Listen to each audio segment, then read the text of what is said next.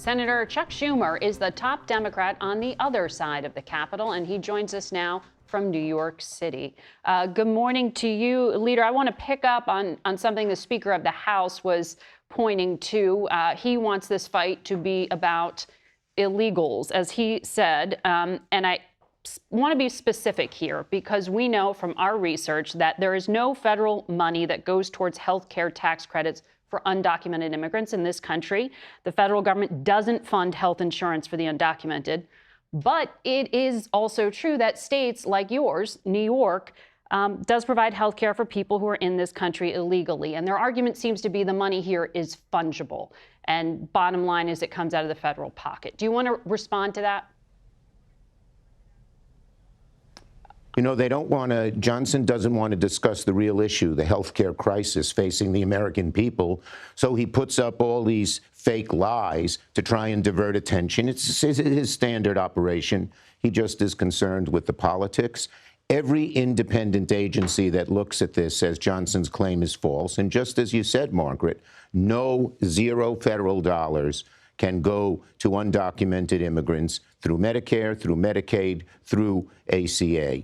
And so we ought to be talking about the real issue here, which is that we have a health care crisis in America caused by the Republicans. They've barreled us towards a shutdown because they don't want to deal with that crisis, plain and simple.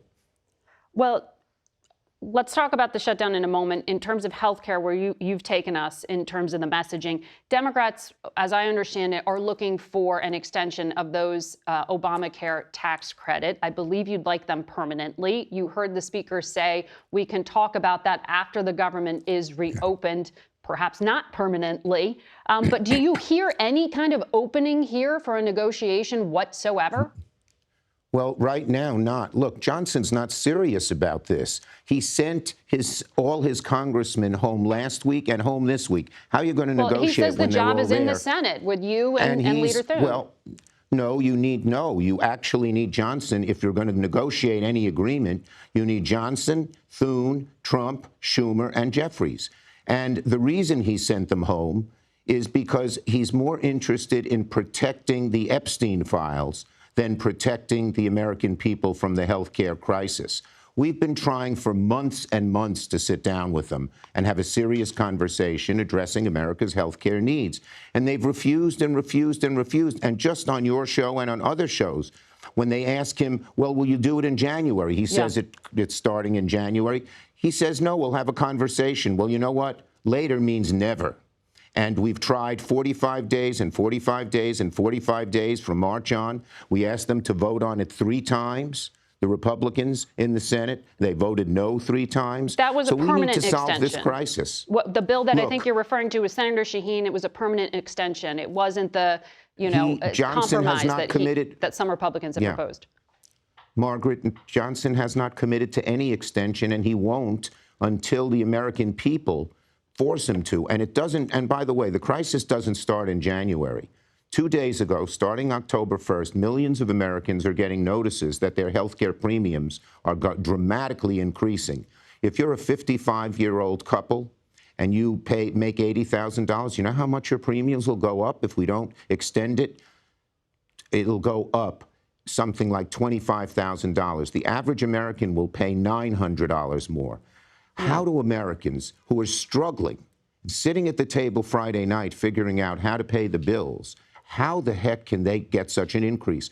Democrats are simple. We want to extend it, and so they won't have to pay that increase. And Johnson does not want to do it. He's just not serious about it, as exemplified by him sending the House home for 2 weeks. You need to be here to negotiate. All right. You're using the word extend versus making permanent, just making clear there. And then the number we see is the average is an increase of about $1,000 in premium payments for most households that will go into effect.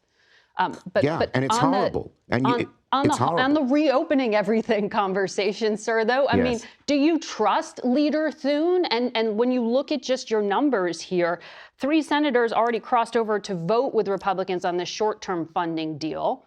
Are you concerned about more defections? Look, it's a Republican shutdown because they've refused to talk with us. Johnson, I saw him mentioned that we did it 13 times when I was majority leader. That's true. You know why? In every case, we sat down and talked with the Republicans, and there was a give and take, and then both sides didn't get everything they wanted, but we got it done. They have refused to talk to us even once.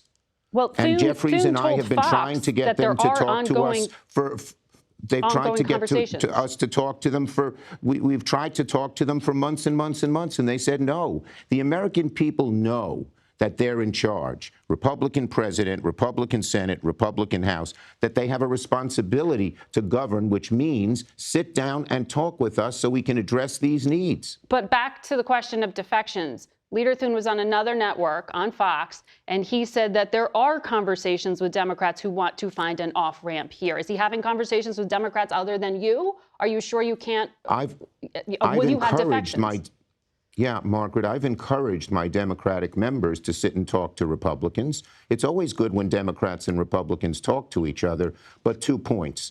First, in those conversations, the Republicans offered nothing.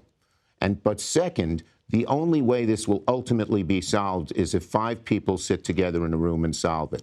And they are the president, who also doesn't seem serious about this. You know, he's putting out his memes and his things with the Grim Reaper and all of that stuff. He's playing golf. Johnson's not serious. Yeah. And so we've got to sit down. For the 5 of us, that's the way to solve this problem. But when Democrats talk to Republicans, it's a good thing. And I've encouraged my Democrats to do it, but they've offered us nothing, no change. Have you tried calling President Trump? He seems to take phone calls. Well, directly. You know, we tried to get President Trump to sit down with us weeks ago, long before the shutdown date started.